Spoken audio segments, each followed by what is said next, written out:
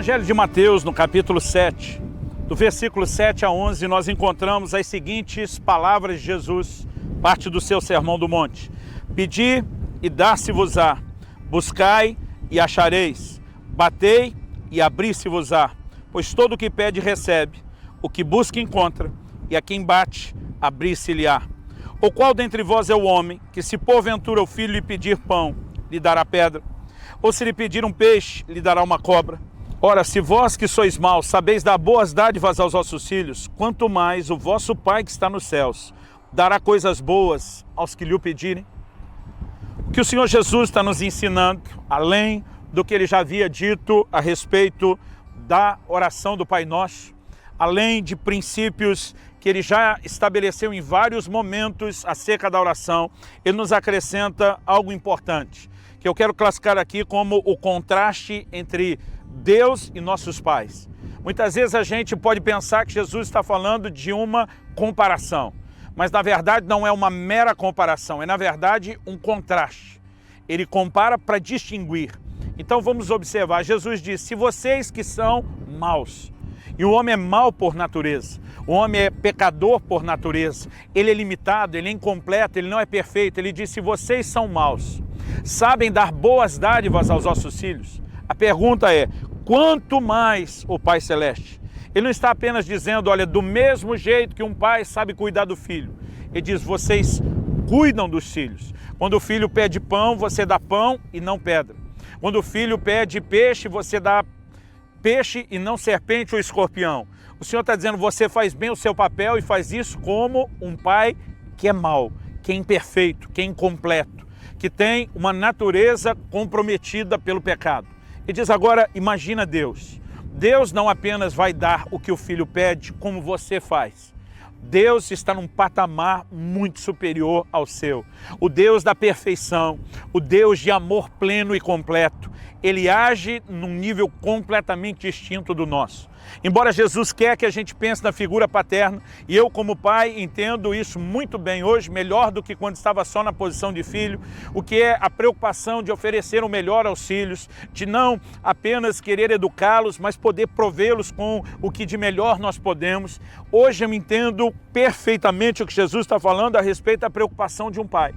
No entanto, nada que eu sinta pelos meus filhos, nenhum desejo de oferecer a eles o melhor em cada área possível da vida, a educação, que envolve a instrução, a fé no Senhor, a maneira de prepará-los para a vida, ou até mesmo qualquer coisa material que eu possa dar a eles, nada se compara com o amor que Deus tem por nós, com o quanto o coração desse Deus, que é maravilhoso e perfeito, ele é inclinado a nós. Muitas vezes as pessoas não conseguem imaginar um Deus que tem o interesse de fazer o melhor para conosco. A verdade é que a Bíblia diz, Deus amou o mundo de tal maneira que ele deu Jesus. Jesus é o que Deus tinha de melhor. É por isso que a Bíblia diz, Deus amou o mundo de tal maneira. Essa expressão de tal maneira significa tão loucamente, tão intensamente, tão apaixonadamente, que Deus chegou ao ponto de entregar o seu próprio Filho.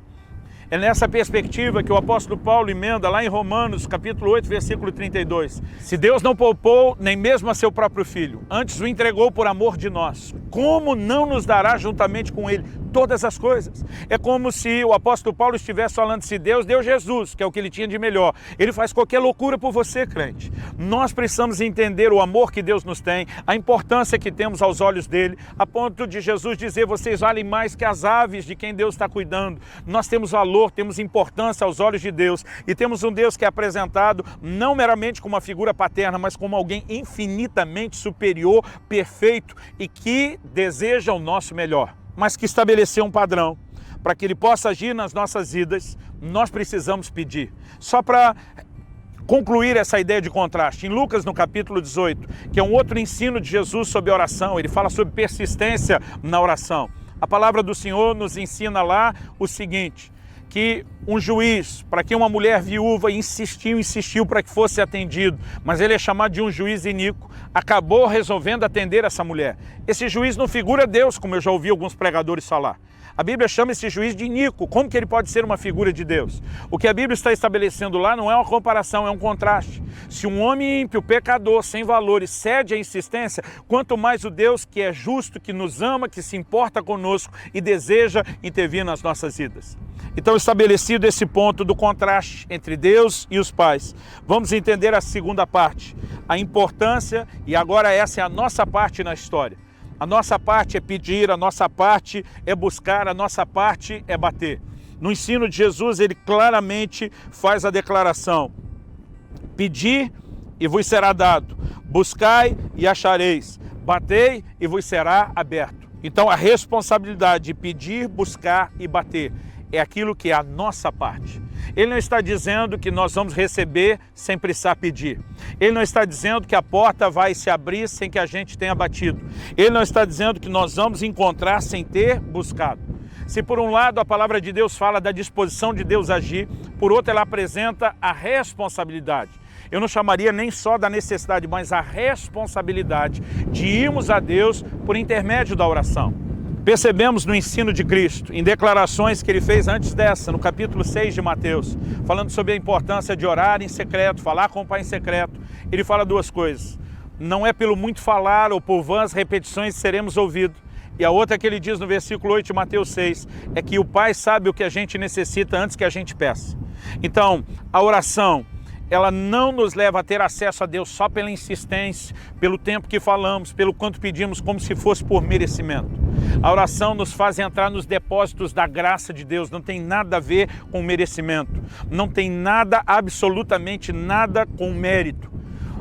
A palavra de Deus claramente nos aponta, em primeiro lugar, não fazemos por merecer a resposta de Deus. É tudo que Deus fez em Cristo Jesus que nos coloca nesse lugar de, pela graça de Deus, sermos considerados merecedores. Mas quando a Bíblia diz que Deus sabe o que a gente necessita antes de pedir, isso significa que o ato de pedir não foi eliminado. Ele não é necessário no sentido de prover a Deus uma informação, porque a informação Deus já tem. A razão pela qual nós pedimos não é para informar a Deus do que precisamos, porque o Deus que é onisciente, presciente, Ele sabe o que a gente precisa antes da gente pedir. Então, por que é que o Senhor Jesus está dizendo que é necessário que a gente peça? Essa é a nossa parte. Em Tiago, no capítulo 4, no versículo 2, a palavra do Senhor diz: nada tendes porque não pedis. Tem muita gente que não recebe de Deus porque não pede. Mas o Deus que sabe o que a gente precisa antes da gente pedir, já não poderia intervir e dar a essa pessoa o que ela precisa? Para essa pergunta nós temos uma resposta clara e específica na Bíblia. Deus não responde necessidade, Deus responde fé. A salvação é uma necessidade que todo homem tem, mas o homem não será salvo apenas porque necessita ser salvo. A palavra de Deus diz para que todo aquele que nele crê não pereça. A única forma de escapar da condenação e entrar na salvação é crendo, porque tudo o que recebemos de Deus é por meio da fé. A Bíblia diz: o justo viverá da fé. A fé nos dá o acesso à graça de Deus e aos depósitos da graça de Deus. Romanos capítulo 5, versículo 2 diz: pela fé temos acesso a essa graça. A graça de Deus, aquilo que nós não merecemos e que Deus, no seu amor, bondade e misericórdia, gratuitamente nos ofereceu em Cristo Jesus, só pode ser acessado através da fé. É por isso que Paulo, escrevendo aos Efésios, diz: pela graça sois salvos mediante a fé. A salvação está dentro dos depósitos da graça, mas o acesso a ela se dá pela fé. Então nós precisamos entender a importância de exercitar a fé. No livro de Tiago, no capítulo 1, ele diz: tem algum de vós falta de sabedoria? Peça a Deus que a todos dá liberalmente. Ele está dizendo que Deus é generoso e liberal para dar aquilo que a gente precisa, mas a forma de receber aquilo que a gente precisa, seja a sabedoria ou qualquer outra coisa, é indo a Deus em oração, é formulando isso através de uma petição. A petição, repito, não tem o propósito de informar a Deus. O propósito do pedido não é dizer a Deus que precisamos. Na verdade, ele é o meio através do qual nós canalizamos e expressamos a fé que nos permitirá receber aquilo que Deus já queria fazer nas nossas vidas. Entender a oração como um mecanismo de fé, que nos permite conectar com Deus e com os depósitos da graça, e então por meio disso receber, vai fazer toda a diferença. Nós precisamos entender qual é a nossa parte nisso? É pedir, buscar e bater, e precisamos entender o porquê. Há leis por trás da oração. Algo que nós precisamos entender e compreender é que quando Deus criou e estabeleceu o homem sobre a terra, Deus deu autoridade ao homem sobre a terra. Deus ordenou que os animais se lhe sujeitassem, Deus o abençoou, e o Salmo 115:16 diz: os céus são os céus do Senhor, mas a terra deu a ele aos filhos dos homens. Quando Deus criou o homem, Deus estabelece o homem com autoridade sobre a terra. É como se Deus dissesse: esse lugar agora está debaixo da sua jurisdição, do seu governo, você é o administrador, você tem autoridade sobre este local. Agora, qual o problema que eu e você às vezes não percebemos? A gente entende isso no relato de Lucas, no capítulo 4, no versículo 6. Quando Satanás tenta Jesus no deserto, no tempo em que Jesus está ali jejuando, sendo tentado pelo inimigo, uma das propostas que vem é a seguinte. Lucas 4,6 diz: disse-lhe o diabo: dar-te-ei toda essa autoridade e a glória desses reinos, porque ela me foi entregue e eu dou a quem quiser. A proposta de Satanás para Jesus é: se você me adorar prostrado, eu te dou toda a glória desses reinos. Aí ele diz: me foi entregue e eu dou a quem quiser. Para que isso seja considerado tentação, tinha que ser uma proposta que realmente mexesse com Jesus como homem de alguma forma. Se o diabo estivesse mentindo, me foi entregue, e isso não estava na mão dele para ser oferecido para Jesus, isso não poderia ser classificado necessariamente como tentação. O Senhor Jesus retruca, responde diretamente Satanás, sempre confrontando ele com a verdade da palavra de Deus, e nós não vemos Jesus dizendo em momento nenhum: diabo, está escrito, você está mentindo, nada disso é seu. Quando ele diz me foi entregue, a pergunta é: quem entregou essa autoridade? Deus entregou a autoridade da terra na mão do diabo? Nunca. Deus entregou na mão do homem. Quem foi que entregou na mão do diabo? Foi um homem que recebeu de Deus a autoridade sobre a terra. Quando? Quando pecou. O apóstolo Pedro escreve na sua segunda epístola, no capítulo 2, no versículo 19. Ele faz a seguinte declaração: quem é vencido em algo, se torna escravo daquele que o vence. No momento em que o homem se sujeita à autoridade de Satanás, por ceder à tentação, ele entregou a autoridade que ele mesmo tinha sobre a terra. É por isso que o diabo é chamado de o Deus desse século, o príncipe desse mundo, nas Escrituras. Mas, enquanto o diabo está tentando um acordo com Jesus: se você me adorar, eu te dou tudo isso, Jesus sabe que ele vai tomar tudo isso de volta, sem que ele se curve diante de Satanás. Pelo contrário, com Satanás no final das contas e todos os seus demônios tendo que se curvar diante do Cristo vitorioso, que veio destruir as obras de Satanás. A palavra de Deus diz que Deus exaltou soberanamente a Jesus e lhe deu um nome que é sobre todo nome. E a Bíblia diz: e diante dele todo joelho há de se dobrar, toda língua há de confessar que ele é o Senhor. Então o Senhor Jesus, ao realizar a sua obra da cruz e vencer Satanás, ele reconquista a autoridade, a ponto de dizer em Mateus 28:18, Jesus, aproximando-se, diz a Bíblia, falou-lhes dizendo: toda autoridade me foi dada nos céus e na terra. E é nesse momento que ele diz: ide, portanto. Jesus está dizendo: a autoridade não só no céu, mas sobre a terra me foi dada. Jesus está dizendo: eu reconquistei isso. Diferente de Adão, que falhou no exercício da sua autoridade, e da humanidade que seguiu no mesmo caminho, eu reconquistei a autoridade da terra. E aí Jesus diz: agora no meu nome, porque eu é que tenho a autoridade e o direito, vocês vão falar com o Pai.